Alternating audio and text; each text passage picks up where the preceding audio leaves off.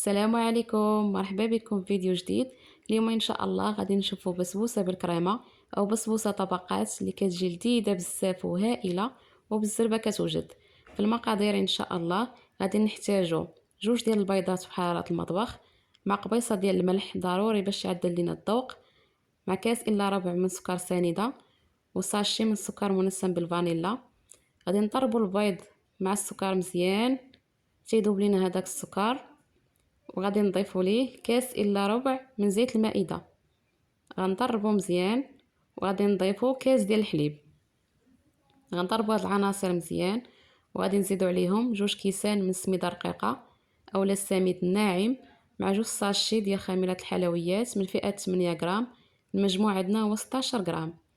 غادي نضربوا مزيان وغادي ناخذ واحد المول يكون مدهون بالزبده اولا الزيت ومرشوش بالسميده، وغادي نضيفوا ليه هنايا نصف كميه ديال الخليط، ونصف الثاني غادي نحتفظوا به. غادي ندخلوها الفران على عافيه تكون مهيله حتى طيب.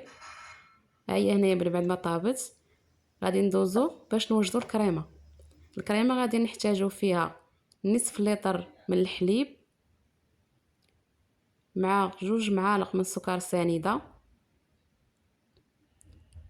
جوج معالق ديال النشا اولا مايزينا. غنزيدو عليهم ساشي ديال السكر منسم بالفانيلا وربعه القطع من الجبن المثلث. غادي نخلطوا هاد العناصر مزيان ونديروها على النار تكون متوسطه، ونبقاو نحركوا فيها حتى كتقال. هانتو كتشوفوا هنايا بعد ما تقال لينا غادي نزولو، غادي نضيفوا ليه جوج العلب من بيرلي اولا اي جبن كريمي نتوما كتفضلوه. من بعد ما غنضيف هنايا الجبن اللي عندي غادي نحرك مزيان حتى ينسجم لينا الكريمه، ينسجم لينا الخليط اللي عندنا. هانتوما كتشوفوا كيفاش كتولي.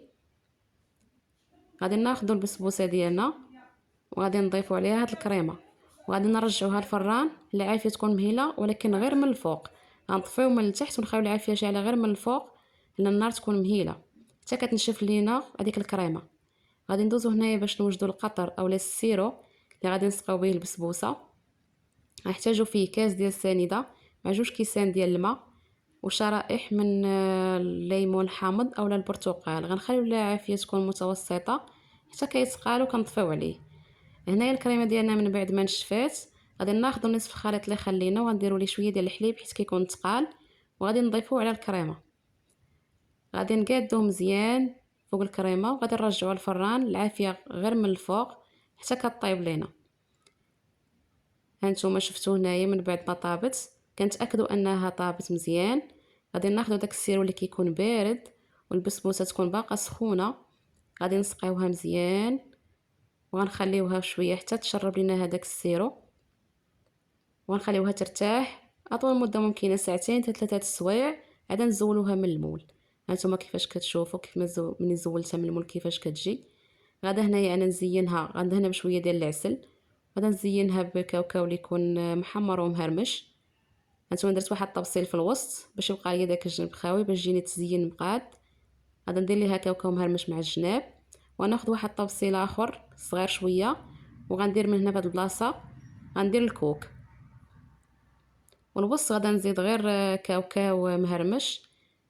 غادا نعمر هذيك البلاصه بالكاوكاو وغادا نزينها بشويه ديال الورد باش يعطي منظر زوين.